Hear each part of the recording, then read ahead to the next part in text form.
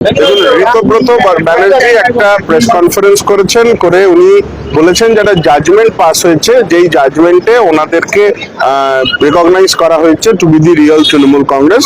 প্রথম কথা হচ্ছে যে এই মামলাটা ঋতব্রত ব্যানার্জি করেননি, এই মামলাটা জুই বিশ্বাসের সাথে আরো 2-3 জন মিলে তারা এই মামলাটি করেছেন। এবং ঋতব্রত ব্যানার্জিরা একদিকে ইসিআই তে অ্যাপ্লিকেশন করেছিলেন to consider them to be the real Trinamool Congress, Ritabrata Banerjee নিজেকে ক্লেম করছেন। কিন্তু সেখান থেকে ইসিআই থেকে এখনো কোনো নির্যাস আসেনি, সেটা আপনারা জানেন। অলরেডি আমাদের যা বক্তব্য সেটা আমরা ইলেকশন কমিশনকে জানিয়েছি, কিন্তু ঋতব্রত ব্যানার্জি কি বক্তব্য সেটা এখন ইলেকশন কমিশনকে উনি জানিয়েছেন কিনা তার প্রতিলিপি আমাদের কাছে নেই। ইন দ্য মিন টাইম 3 জন সাডেনলি তারা এসে মনে করেছেন তারা আলিপুর কোর্টে মামলা করবেন। তারা আলিপুর কোর্টে একটি মামলা করেছেন। এটা একটা এক্স পার্টি অর্ডার পাস হয়েছে, যেটাতে প্রাইমা ফেসি প্রথম দিন একটা ইন্টারিম অর্ডার পাস করা যায়। কোর্টের সেই অধিকার আছে, সেই কোর্টের কাছে গেলে সেই ইন্টারিম অর্ডার পাস হয়। সেই ইন্টারিম অর্ডার পাস হয়েছে, এটা নিয়ে নেসেসারি অ্যাকশন নেওয়া হবে। একটা বিভ্রান্তি সৃষ্টি করার চেষ্টা করা হচ্ছে এই আইনের কথা বলে, এই কোর্টের অর্ডারের কথা বলে। এটা একটা জাজমেন্ট নয়, এটা কোনো ফাইনাল অর্ডার নয়। এটা ঋতব্রত ব্যানার্জিরা অন্য লোককে দিয়ে করিয়ে নিজেরা বেনিফিট নেওয়ার চেষ্টা করছেন।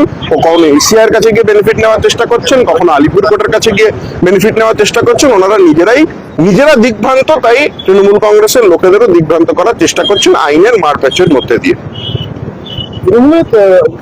বন্দ্যোপাধ্যায় পরিষদের তরফ থেকে বলা হচ্ছে যে এর ফলে বেশ কয়েকটি জিনিস তারা করতে পারবেন। এক তৃণমূল ভবন, সেখানে তৃণমূল ভবনে তারা এই মুহূর্তে করতে পারবে, তারা পরিচালনা নিতে পারবে, অন্য কেউ পারবে না। তৃণমূলের নাম ব্যবহার করে অন্য কোনো মানে স্ট্যাচুটারি বডির সাথে কেউ যোগাযোগ যদি করে থাকে সেটাও আইনত অপরাধ। এরকম বিভিন্ন রকম পয়েন্ট তারা তুলে ধরছেন, কি বলবেন?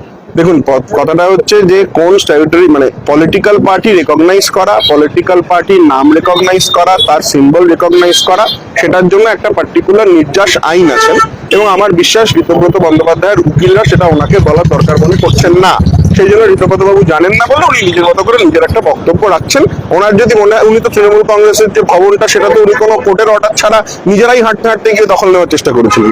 ওনার যদি মনে হয় যে উনি তৃণমূল কংগ্রেসের ভবন, তৃণমূল কংগ্রেসের নাম, তৃণমূল কংগ্রেসের প্রতীক ব্যবহার করে উনি কিছু করবেন, বেস্ট অফ লাক করুন, জাবালাবুদি করুন। এই বিষয়টি কি আপনারা আইনের ব্যবস্থা নিচ্ছেন? হ্যাঁ, অ্যাবসলিউটলি। এটা একটা x party interim order, this will be taken care of. উনি এটাতে একটা বিভ্রান্ত সৃষ্টি করার চেষ্টা করছেন তৃণমূল কংগ্রেসের এবং মমতা বন্দ্যোপাধ্যায়ের কর্মীদের প্রতি। আমার দৃঢ় বিশ্বাস আপনাদের মাধ্যমে এটা বুঝিয়ে দেওয়ার জন্য যে এটাতে ভয় বিভ্রান্তির কোনো কারণ নেই। ঋতব্রত বাবু যা বলে থাকুক না কেন, এখনো তৃণমূল কংগ্রেসের চেয়ারপারসন মমতা বন্দ্যোপাধ্যায় আছেন এবং তার নেতৃত্বেই তৃণমূল কংগ্রেসের আগামী যা প্রকল্প আছে, যা প্রোগ্রামস আছে সেটা হবে। অর্ক কুমার নাগ, আমি আইনজীবী তৃণমূল কংগ্রেস।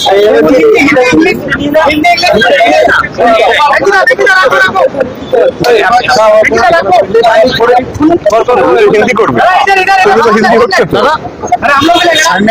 অর্ক কুমার নাগ, এখানে তো হিন্দি হচ্ছে।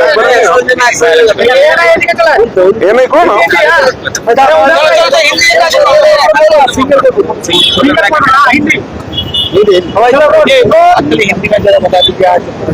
आज ऋतुब्रत बैनर्जी ने एक प्रेस कॉन्फ्रेंस करके ये कहने की कोशिश की है कि एक जजमेंट पास किया गया है आलिपुर कोर्ट में, जिसके तहत उन लोगों को रियल तृणमूल कांग्रेस का तख्मा मिला है। ऐसा कुछ बात है नहीं।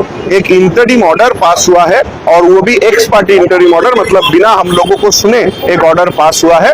तो इस पर जो कानूनी कार्रवाई का बात है वो हम लोग करेंगे, इसमें कोई दिक्कत नहीं है। वो लोग पहले ईसीआई के पास गए, ईसीआई से रिकॉग्निशन मांगा, ईसीआई के पास रिप्लाई सबमिट नहीं किए, फिर किसी और से एक आलिपुर कोर्ट में मामला करा दिए। ये सब करके वो एक कंफ्यूजन क्रिएट करने की कोशिश कर रहे हैं। पर मुझे नहीं लगता कि ममता बनर्जी के जो समर्थक हैं, तृणमूल कांग्रेस के जो वर्कर्स हैं, उनमें कोई भी कंफ्यूजन क्रिएट होगा। सबको पता होगा कि ममता बनर्जी ही तृणमूल कांग्रेस की चेयरपर्सन है और उनके नेतृत्व में पार्टी जो काम कर रही थी वो करेगी।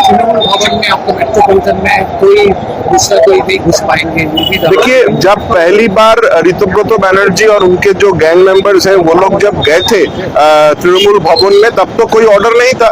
वो लोग तो ऐसे ही जाके दखलदारी ले लिए। तो मेरा सवाल यह है कि अगर कोर्ट का ऑर्डर जरूरी था तृणमूल भवन का दखल लेने में, तो वो लोग पहले बिना कोर्ट के ऑर्डर में दखल लेने कैसे गए? तब उसका मतलब वो गैर कानूनी है, उसके अगेंस्ट क्रिमिनल केस होना चाहिए। तो वो एक कंफ्यूजन क्रिएट करने की कोशिश कर रहे हैं। ये कंफ्यूजन बंगाल की जनता और तृणमूल कांग्रेस की वर्कर लोग नहीं एक्सेप्ट करेंगे। ऑर्को कुमार नाग।